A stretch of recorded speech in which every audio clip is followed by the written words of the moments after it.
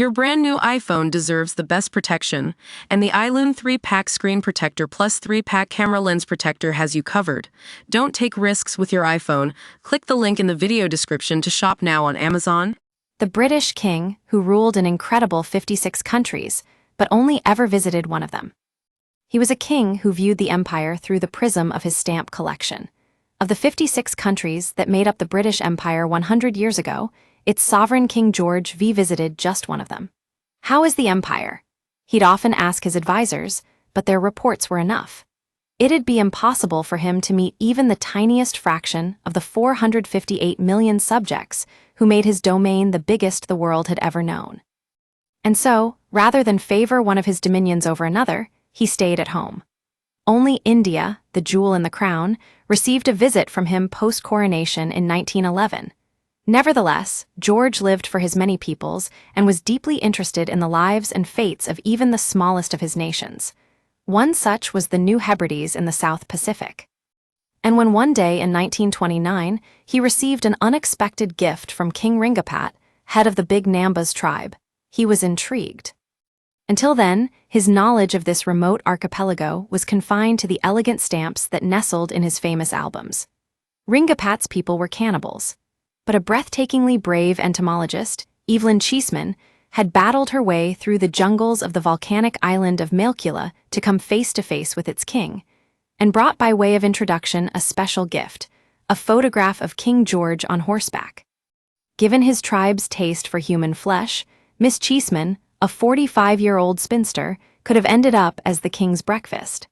But such was the force of her personality that he accepted her present and offered one of his prized possessions in return. What happened next could have changed the course of history, and not for the better. Ringapat had 17 wives, 6 were dead, but the surviving 11 were kept inside his compound, writes Dr. Sarah Lonsdale in her spellbinding new book, Wildly Different. Evelyn spent several nights in his enclosure, discussing insects and white traders in a mixture of broken English and hand gestures. She taught him how to use a pocket magnifier. Don't miss, Josh Widdicombe has claim to the throne, after royal family DNA link exposed latest.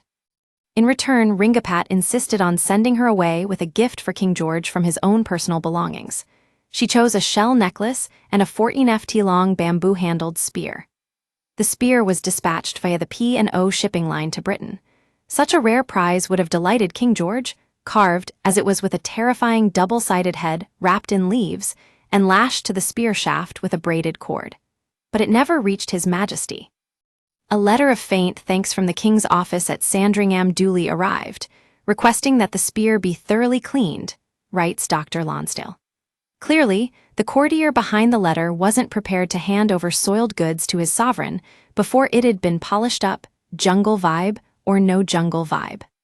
In fact, his snooty reserve saved the king's life.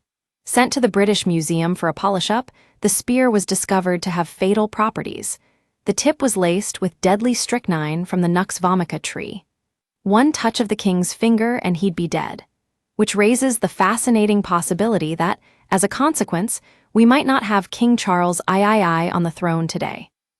Why? In 1929, George V had become seriously ill with pneumonia and other respiratory complications.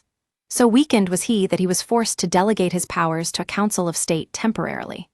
A simple touch of that spear would have seen him off, and King Edward VIII would have found himself on the throne 7 years earlier than history finally allowed. It was the year that Edward had started his affair with Thelma, Lady Furness, the American-born wife of a shipping magnate. But his attraction to her, according to biographer Rachel Trethewey, was superficial. She never came near to understanding him, and it's clear that throughout the affair he was looking for someone else. The prince didn't meet that someone else, Wallis Simpson, until 1931. Had he become king in 1929, their paths would likely never have crossed.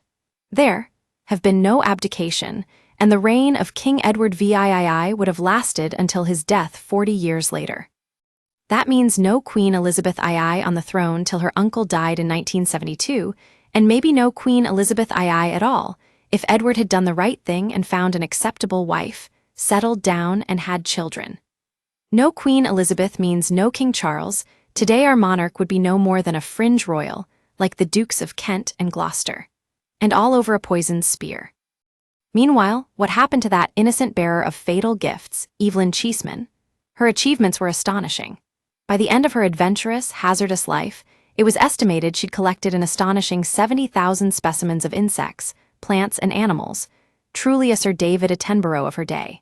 With a tiny frame and slim build, she became known as the woman who walked, a tribute to her tireless onward push to find new and different things in the remoter parts of planet Earth. As Dr. Lonsdale's new book on the subject reveals, she was a woman of exceptional courage, grit, and determination. Born one of 5 children in Kent in 1881, she was prevented from becoming a vet because the Royal Veterinary College refused to accept women.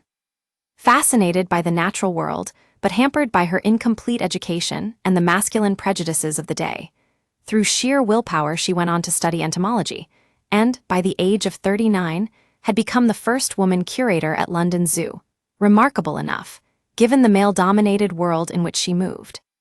But then she gave up her secure position to travel, alone and determined, through the Galapagos off South America and the Tuamotu Atolls and Society Islands in the South Pacific, collecting insects, plants, reptiles, and amphibians as she went.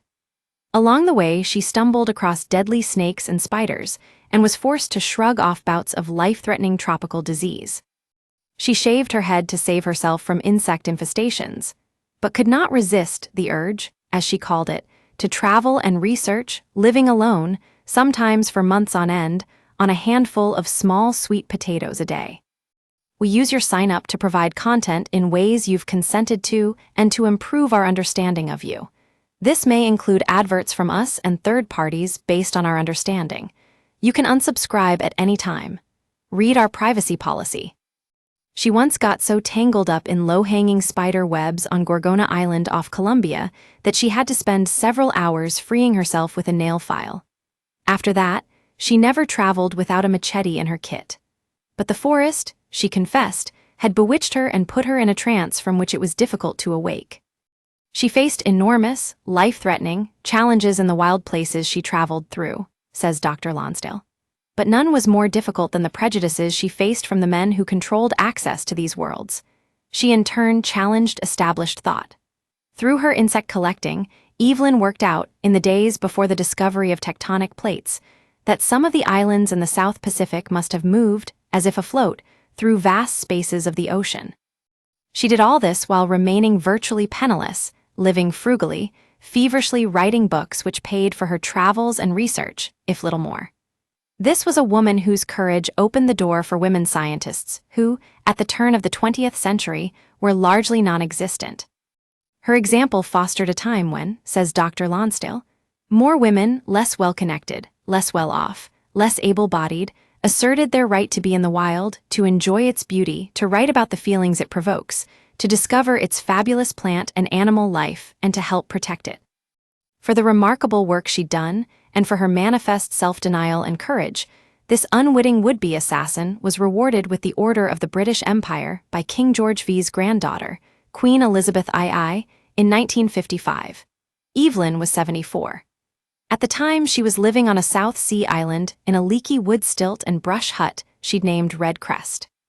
The specimens she'd collected literally emerged from the walls, creeping, stinging, biting, sliding from out of the dark, infested hollows, sucking her blood and laying eggs in her food, writes Dr. Lonsdale. In reply to the Natural History Museum, who'd informed her of the award, Evelyn wrote, "I am quite overwhelmed by the honor bestowed on me."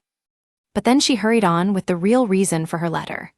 By seamail I am dispatching botanical material, specimens of plants and ferns, Hymenoptera, Lepidoptera, Diptera, etc., wrote the septuagenarian excitedly. The gong was far less important than her work. Evelyn Cheeseman died aged 87 in 1969, though her poisoned spear lives on, stowed in a museum storage facility in East London.